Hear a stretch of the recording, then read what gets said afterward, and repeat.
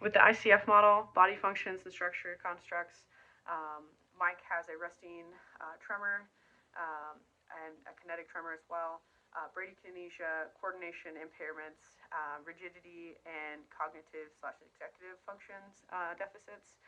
Positive aspects is all of these are managed well while on medication. So he has no impairments with light touch or sensation or even proprioceptive issues.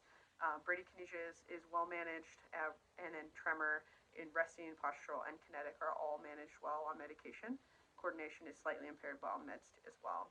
Whereas, and the negative aspects is pretty much the opposite. Is when he is not medicated, he does notice all of these have gotten worse or are just more severe. And So while his medication is proving effective in controlling his impairments, he does remain still to be a fall risk due to balance deficits. With activities and participation, he wants to work on balance and walking. He falls when he's not off medication. Positive aspect of this is that he is retired, so he is able to kind of focus on his deficits and treating those. A negative aspect of this is that he does remain a fall risk with balance and then just with general walking. When his medication is off, that is where he has his impairments. Constructs for environmental factors: he is married, retired, and living in his own home. Some positives to this: the fact that he's living in his own home kind of gives us an indication that he's independent with activity of daily livings and he's able to manage his medication. He has some sort of support from his spouse. We're not sure if this is physical or emotional or social companionship, but either way, it's a positive thing. Some negatives: he is responsible for this house, so that includes tasks such as household chores or repairs, potentially challenging his balance and placing him at a higher risk of falls. Some constructs for personal factors: he was diagnosed with Parkinson's 11 years ago. Some positives: he stated goals for himself, demonstrating motivation. Another positive: he's aware of his own deficits. He voiced that he wants to work on balance and ambulation in therapy. Some negatives: Parkinson's is a progressive disease. He was diagnosed 11 years ago, and at this point, his symptoms do need to be controlled through medication for his own safety. Another kind of negative thing is his medication must be administered in a timely fashion.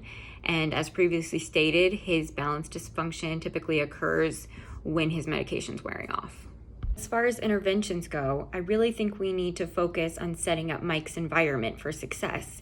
Since he's been having falls when his medication wears off, we need to ensure that there are no fall hazards present in the home and he has all the balance and stability he needs for his everyday activities.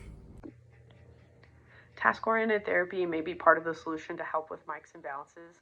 I do think, in addition, we need to stimulate the central nervous system that can help with the incorporation of tasks that aren't geared towards muscle-specific movements, which in turn will help Mike navigate balance challenges when he's in environments that he's unsure of, or if the environment around him changes at all.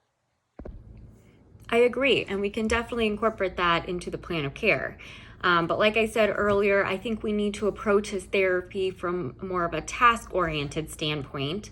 The ecological theory states that movement is a result of an individual interacting with their environment.